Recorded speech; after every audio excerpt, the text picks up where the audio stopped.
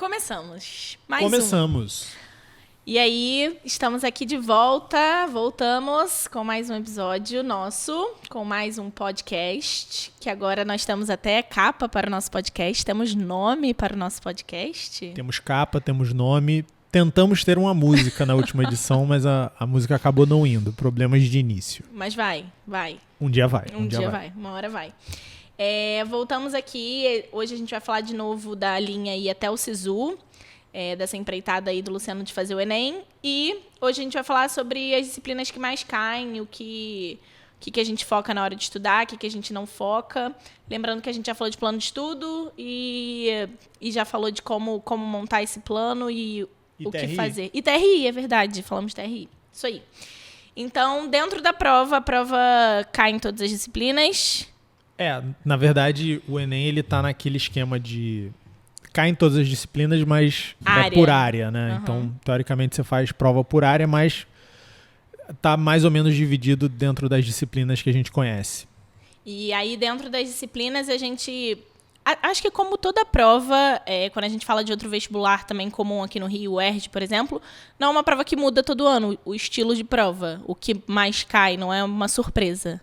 Não, ela até muda, né? Eu tenho um levantamento aqui de algumas questões legais que a gente deve cobrir daqui a pouco, mas ela demora para mudar, ela tem tendências, né? E tem algumas coisas que permanecem, sem dúvida. A gente tem um levantamento de questões que mais caem desde 2009 e a gente vê que tem alguns conteúdos ali que caem todo ano religiosamente. E alguns tipos de questão que caem também, sempre. Leitura de gráfico, por exemplo, de tabela, é um tipo de questão que sempre caiu e deve continuar caindo. E mapear isso é importante porque, como a gente falou no último lá do TRI, dentro disso tem questões que são mais fáceis e mais difíceis e saber isso é importante. Saber isso é importante mapear isso e também é importante que a gente tenha em mente o que a gente vai focar. Por exemplo, deixa eu contar aqui para vocês. Eu peguei um levantamento de física, né? Então, tenho aqui algumas áreas da física e o que a gente acha de interessante. Desde 2009 a gente teve duas provas, né? E depois de 2010, todo ano a gente vem tendo Enem.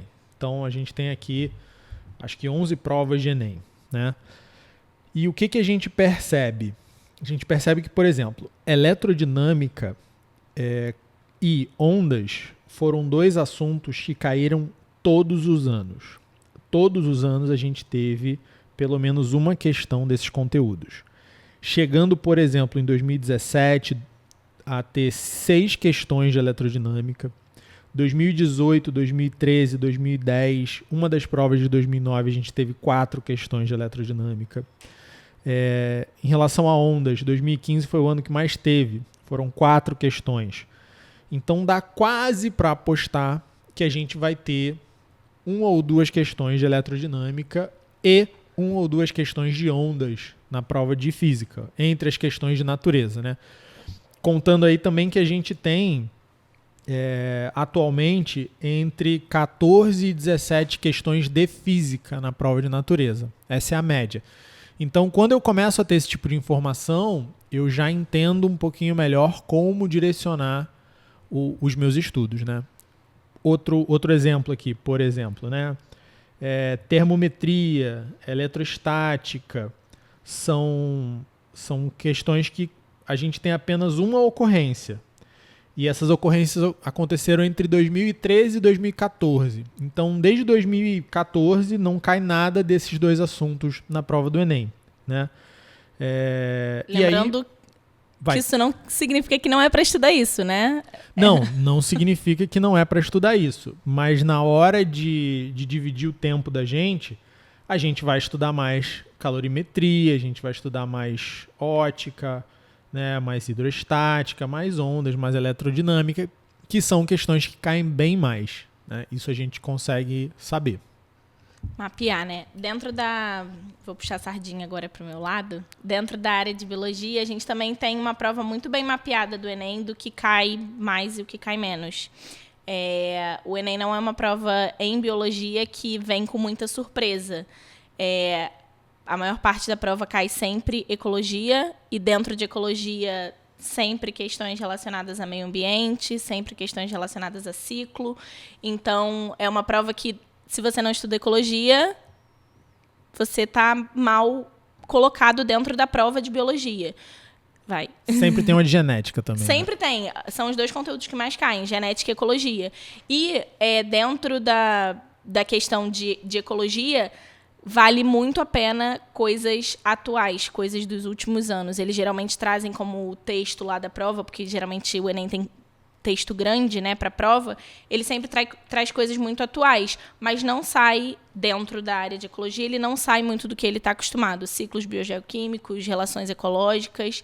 E isso é um ganho na hora que você vai estudar, porque ecologia não é um conteúdo que você vai demorar tanto. Você está focado no que você tem que fazer, no que você tem que focar, né, na hora do estudo. Então dá pra gente dizer que se tiver um acidente de romper uma barragem ou um derramamento de óleo acontecendo, como teve esse ano, né? Ou no final do ano passado, não lembro quando é que foi. Final do ano, acho. É quase certo que esse ano ou ano que vem a gente vai ter uma questão falando sobre isso na prova. Com certeza. E às vezes eles trazem essas questões muito na área de ciência de natureza, eu acho que é a que eu mais observo, tem muita questão que mistura a química, a física e a biologia. Mais química e biologia do que física.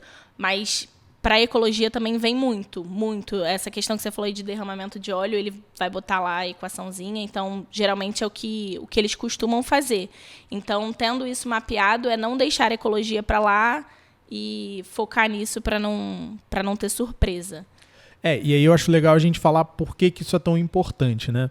Se o pessoal ouviu lá o primeiro episódio, onde eu falei um pouco do meu resultado no primeiro simulado, eu comentei lá, olha só, eu fui mal na prova de física, então física é que eu preciso mais estudar. Eu errei muita coisa na prova de física. Então, se eu começar a estudar a física inteira indiscriminadamente, pode ser interessante, mas se eu começar a estudar por esses conteúdos, esses capítulos que eu sei que tem uma probabilidade maior de cair, eu fecho esse gap um pouco mais rápido, né? Eu tendo a encurtar o tempo necessário que eu preciso estudar física para melhorar bastante a minha nota, né? E aí a gente tem 2 grandes objetivos, né? O primeiro objetivo é você chegar ali numa nota que te ajude a brigar. O segundo é você se aperfeiçoar a ponto de estar entre os melhores dos melhores, né? Então, se a gente estiver falando, por exemplo, numa disputa como acontece em muitos concursos públicos, ou então para entrar para uma faculdade como medicina, aí, sem dúvida, você vai precisar estudar tudo, você vai precisar saber tudo muito bem. Mas se você não está nessa pegada tão competitiva, se você acertar 3, 4, 5 questões a mais na prova, isso já faz uma diferença bastante importante no teu resultado. Então, ao correr o risco de não conseguir cumprir todo o conteúdo, a gente tem que saber estudar de uma forma um pouco mais inteligente. Quando você falou lá de plano de estudo, você falou quanto tempo colocaria, né, lá nos pomodoros, quanto tempo você colocaria para cada área que você tem que estudar. Por exemplo, física, no seu caso, que seria a primeira coisa que você colocaria lá como prioridade. E aí, não adianta saber só que é física. E aí, eu acho que muito estudante fica perdido. Por onde começar? Eu começo lá do início, eu começo... eu não sei nada de física, nada, eu vou começar lá do início. Às vezes não é isso que importa, né? Às vezes não é isso que é importante. E eu acho que tem algumas disciplinas onde isso é mais sequencial, então você realmente precisa começar lá do princípio e ir galgando, mas em outras disciplinas aparece uma divisão muito clara. E física eu acho que é o extremo, né? Uhum. Por exemplo, se você pega a divisão de frentes, que normalmente a gente tem no ensino médio, e você pega a história, por exemplo, você vai ver claramente que você tem duas frentes, né? História geral e história do Brasil.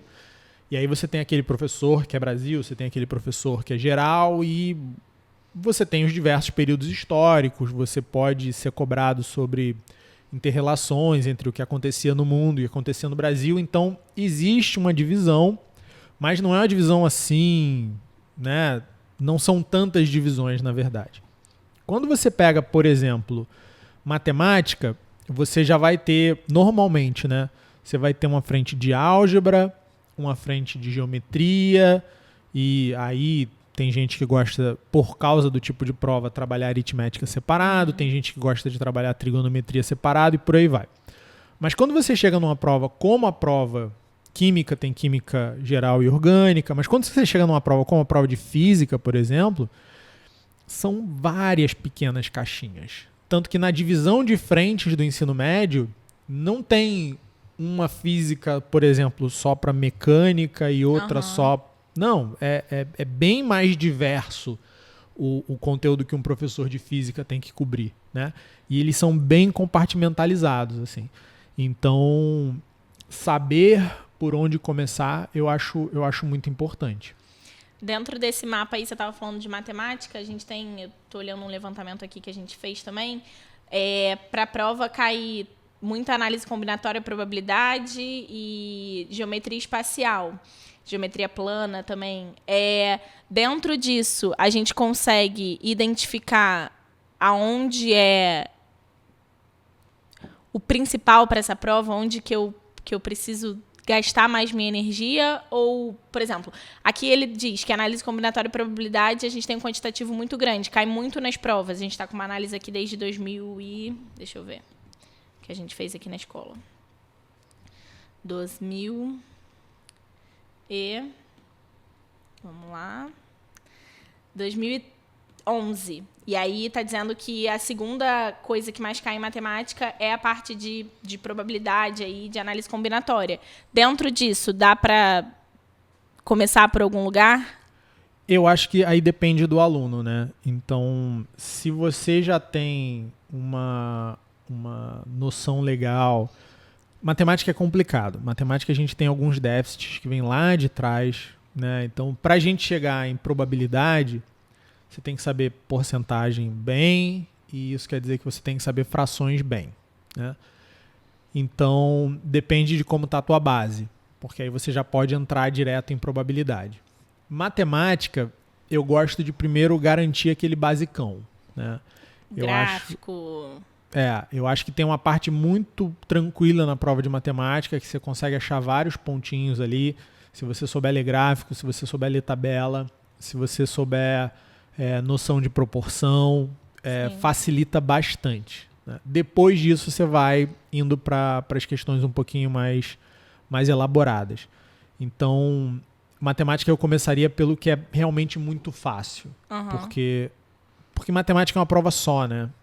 Matemática sozinha lá, 45 questões, então eles podem se dar o luxo de colocar muitas questões simples na prova, e eles tendem a fazer isso. E depois abre, né? Depois você tem toda a parte de trigonometria, logaritmo, que está no outro lado da prova, no lado mais difícil.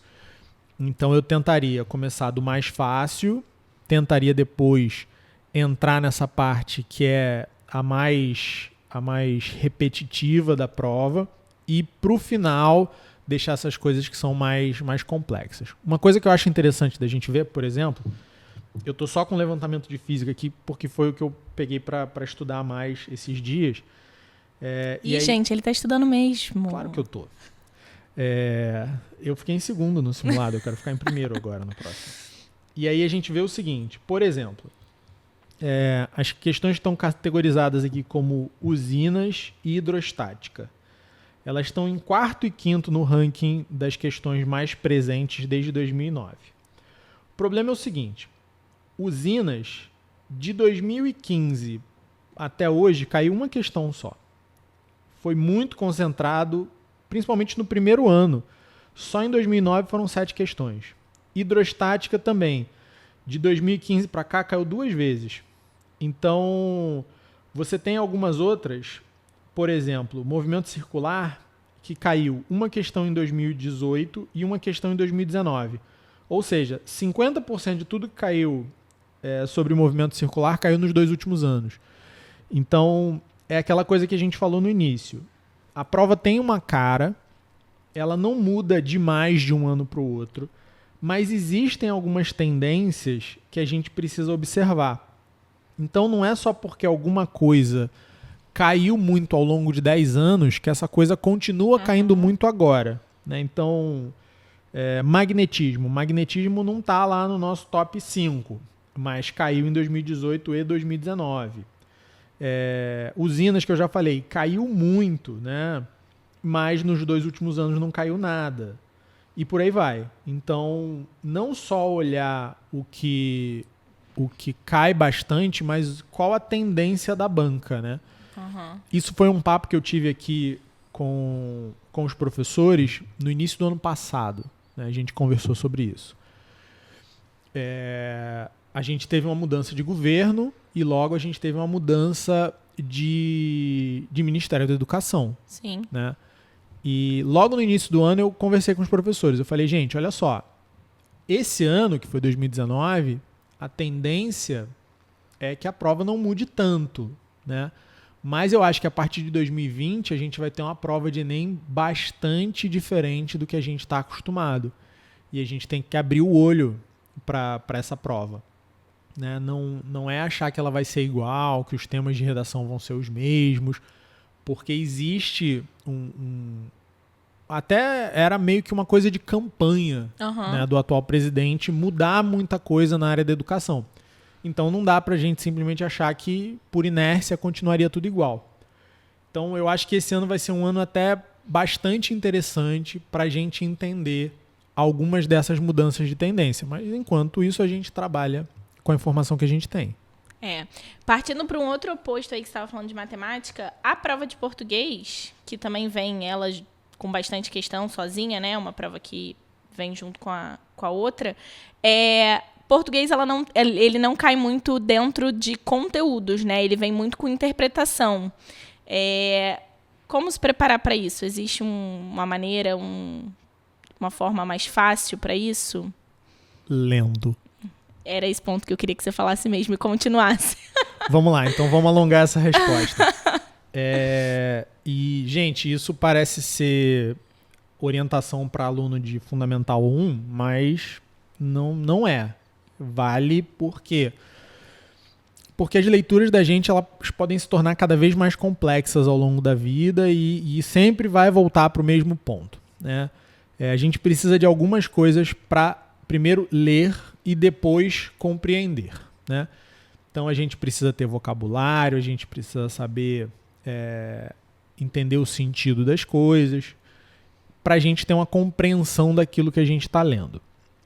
Só que compreensão não é tudo. Na verdade, compreensão é a primeira grande etapa. Assim. Eu compreendi o que está escrito. Na prova, a gente precisa interpretar. E compreender e interpretar não são a mesma coisa. Interpretar tem muito a ver com a bagagem que eu carrego. Então, se eu tenho pouca bagagem cultural, se eu li pouco ao longo da minha vida, se eu não me expus o suficiente a diversas situações, eu vou ter mais dificuldade para interpretar. E, óbvio que a gente está falando de uma prova de Enem, não são textos complexos, né? Até os textos mais de sociologia e filosofia que poderiam ser muito densos e tal, os trechos que caem no Enem não são os mais obscuros daqueles pensadores, mas a gente precisa de uma bagagem para conseguir interpretar aquilo. Então, para levar bem essa prova, é importante ler muito enquanto a gente está se preparando para essa prova de português. Ler qualquer coisa vale? Não vale. Primeiro, a leitura ela tem uma progressão natural, né?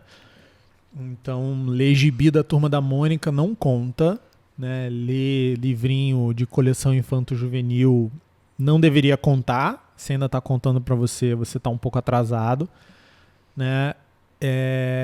Eu acho que, principalmente para essa faixa etária, para a galera que está na idade de fazer Enem, ficção é uma das melhores coisas que a gente pode ler. Mas ficção da boa, né? Não é aquela... Tem que escolher. Ler coisa ruim é ruim, tá, gente? Tem um pessoal que fala aí, não, o que vale é que tá lendo. Não, tá errado. Tem que ler coisa boa. Então, pega um Senhor dos Anéis, Pega um negócio legal assim e lê ficção, né? Isso vai te ajudar a visualizar as coisas. É muito legal quando a gente pega um livro, sei lá, um Agatha Christie da vida, assim, ou um Machado de Assis, e a gente consegue visualizar a cena que está sendo descrita ali. A gente consegue enxergar aquele mundo que o autor presenciou, que o autor imaginou. Isso é uma das coisas mais legais que a gente pode ter num livro.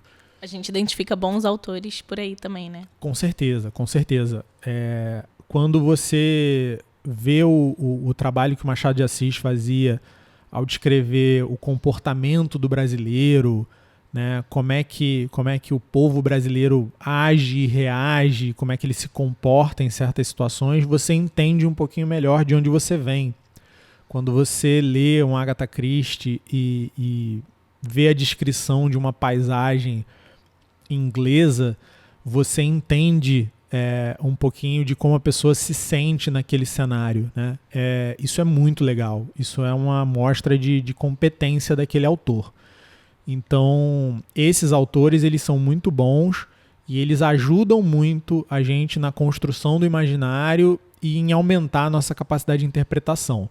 Óbvio que português tem uma questão técnica também. Sim, claro. Né? A gente tem que entender que a gente tem uma ortografia, tem uma fonética, tem uma sintaxe. Isso até cai na prova, né? Mas a gente consegue, se a gente tiver um bom nível de interpretação na prova atual, do jeito que ela está montada, eu acho que isso é uma das coisas que pode mudar, que deve mudar para os próximos anos. Não sei se muda radicalmente já esse ano, acho que não. Mas, com certeza, vai fazer a diferença. Quando... Eu não vou puxar esse gancho agora totalmente, porque pode ser um outro episódio nosso. Mas quando você está falando de leitura e quando eu perguntei que qualquer coisa vale, isso vale para informação também, né? Porque muita gente fala, vocês têm que estar atualizados, vocês têm que ver o que está passando, mas com cuidado, né? Sim, sempre com cuidado. O preço da liberdade é a eterna vigilância.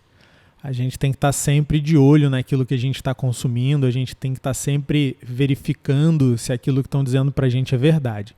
Uma boa parte do trabalho que a gente faz na disciplina de atualidades, que eu dou aula aqui, é justamente ler algumas coisas com os alunos e ver se aquilo está respondendo às perguntas que deveria, né? Uma coisa que eu tenho muito cuidado com eles é na checagem de fontes, né? E especificamente para a prova do Enem, você vai ver muitos textos ali de divulgação oficial. Então, tem muita coisa da EBC, né? Da Rádio Brasil, dos veículos públicos, né? Dos veículos do próprio governo. Tem muitos textos deles que caem na prova. E esses textos, eles tendem a ser uns textos muito quadradinhos, assim, em termos da forma como eles são escritos. Eles são muito informativos e pouco opinativos. Esses textos da EBC, eles tendem a ser textos mais informativos mesmo, né? Diferente da mídia que a gente está mais acostumado, né? Dos jornais e das revistas de grande circulação, dos programas de televisão, que hoje em dia eles têm um caráter muito opinativo, né? Eles vêm muito carregados de opinião, né? Não é imparcial, né? Não, nada é, na verdade, mas às vezes a gente tenta ser, às vezes a gente não tenta ser, né? E esses textos que caem muito na prova, eles tentam ser mais imparciais. Então, é importante estar familiarizado com isso também. Eu sei que não é, infelizmente, a tendência da maioria dos alunos que fazem a prova, mas tem que criar o costume de vez em quando, entrar no site lá da EBC e ler umas 2 ou 3 notícias, até porque grande parte dos textos motivadores de redação estão publicados ali, porque são ações do governo mesmo, e é isso aí que tem que estudar. Então, para deixar muito claro assim que não adianta ir na sorte na hora de estudar, no sentido de pegar tudo, olhar para aquele montante de matéria e para aquele montante de informação que todo mundo fala, tem que estar atualizado, lê, faz isso. Não adianta olhar para aquilo tudo e ir de cabeça, pular do trampolim de cabeça, porque ficar perdido, entrar só e ficar procurando agulha no palheiro não vale a pena. Não, de jeito nenhum. Eu acho que esse é o principal erro do aluno que vai fazer um concurso como esse. É o que eu chamo de não bater o edital, né? E diz que tá estudando muito, né? Tô estudando muito. Existe um caminho mais fácil que alguns tomam, que é só pegar aquilo que eles veem na escola e replicarem em casa, estudarem em casa. Mas para você estar no controle realmente daquilo que você está fazendo e para você ter o melhor resultado possível, eu até brinquei no final do último episódio, né, da encebação produtiva. O que eu chamo de encebação produtiva? Primeiro, você precisa saber onde você está se metendo. Então, um levantamento como esse, por exemplo, que eu comentei aqui com vocês, das questões que mais caem de física, isso me ajuda a me situar nesse universo, né? Então, quando eu olho lá, e todo mundo deveria olhar, o índice do seu material didático de física, por exemplo, eu já tenho uma ideia do todo que eu tenho que cumprir e eu tenho uma ideia de quais são as partes mais importantes desse todo. É difícil explicar em palavras o quanto isso é importante para o teu resultado, para o quanto isso vai te ajudar a aprender aquilo que você precisa aprender.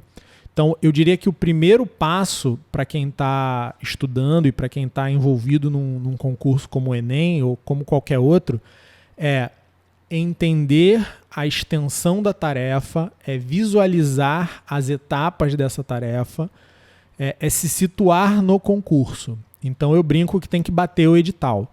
Você tem que saber cada tópico de cada disciplina que você precisa estudar e você precisa ir ticando, dando teu check mark ali em cada um desses tópicos enquanto você vai estudando. Isso aí já faz uma diferença absurda. Se você simplesmente fica pesquisando vídeos aleatórios na internet, né, resolvendo provas, só tirando dúvida daquelas coisas que você viu ali, ou se você fica só seguindo o planejamento da escola e só estuda aquilo no momento que a escola te pede, você está entregando o controle da tua preparação. E da forma que a escola pede, né? Não necessariamente a forma que a escola pede está alinhada com todos os concursos. A gente tenta abordar, mas não necessariamente... Até porque o planejamento ele amarra um pouco, o próprio material didático amarra um pouco, né? Então você teria que ter tudo muito alinhado para aquele planejamento ser o ideal. Então eu acho que uma das coisas que o aluno precisa fazer é pega tudo que você tem que estudar para aquela prova que você quer fazer, anota aquilo num papel, faz tipo uma lista de tarefas mesmo e conforme você vai passando, estudando todos aqueles tópicos, você vai ticando ali que você venceu aquela etapa. Se você fizer isso para todas as disciplinas, e aí você pode acrescentar esse requinte de crueldade de marcar lá, põe um marca-texto amarelo naquelas que você sabe que caem mais para você estudar um pouco mais ou para você dar um pouco mais de gás ali, aí você vai ter uma preparação bem organizada. Você vai ter feito de uma maneira produtiva essa encebação, essa noção do todo. Isso é diferente, já pulando aqui para outra questão que eu vejo que é uma coisa que as pessoas fazem que às vezes me dá um certo arrepio, é a história do mapa mental, né? O mapa mental ele não é ruim, ele é bom, ele te ajuda a organizar as tuas ideias também. Só que às vezes as pessoas perdem tanto tempo montando um mapa mental, treinando caligrafia para fazer o mapa mental, porque tem que fazer aquelas letras bonitas. Agora tá na tal. moda, né? Essas letras aí tem um nome, não sei. Vou até ver. Tá na moda. Que, cara, você devia estar estudando, né? Então, equilibrem isso na vida de vocês. Eu acho que é uma das principais coisas que vocês podem fazer para melhorar a preparação. Já vou dar... nem tinha combinado isso, mas já vou dar o gancho aqui para um próximo episódio nosso. Vamos falar de redação. Eu sei que você falou isso numa aula de atualidade sua esse ano, mas vamos falar de possíveis temas. Eu acho que chutar é a pior palavra que pode existir, porque a maioria das coisas que eu vejo por aí é um chute lá, sei lá onde. Mas falar sobre como é que os temas podem vir, como é que se preparar para isso, como é que ler a página do INEP é importante, estar situado ali dentro do que o INEP tem feito para um tema de redação. Legal, vamos. Eu fiz uma aposta com o pessoal nessa aula que eu dei, né, que eu achava que eu dei alguns temas ali possíveis e eu achei que o tema sairia dali. Isso não é nem o mais importante, acertar o tema, né? Você tem que saber. A prova de redação, ela, felizmente ou infelizmente, ela é uma prova de cartas marcadas. Se você sabe o jeito de construir aquela redação, você praticamente garantiu 900 pontos naquela prova. Treinar e treinar e treinar aquele jeito de construir uma redação. Aquele tipo de escrita, né? Porque não necessariamente escrever, eu sei escrever e não necessariamente sabe escrever o estilo da prova. Né? Não, vai quebrar a cara. Né? É aquele texto lá e tem que saber fazer daquele jeito. Mas você ter uma certa confiança do tema que vai cair também te ajuda. E só para deixar a pulga atrás da orelha, né? Tem uma série aí já de vários anos onde o tema da redação tem a ver com algum projeto do governo que muitas vezes foi lançado no mesmo ano em que o tema foi abordado. Ano passado, por exemplo, a gente falou de democratização do acesso ao cinema e o projeto do MEC ele já vinha sendo ventilado, mas ele foi lançado alguns dias antes da prova. Então, estar atento às notícias que o Ministério da Educação divulga e que os órgãos governamentais divulgam pode ser um caminho para você já estar familiarizado com aquele tema de redação. Viram que ele já adiantou, né? O que a gente vai falar. Então, a gente volta para falar de redação, pode ser? Para o próximo? Beleza, vamos falar de redação no próximo. Então, vamos. Sigam acompanhando aí, porque a gente volta com mais coisas para vocês. Valeu, Gabi. Valeu, pessoal. Beijos.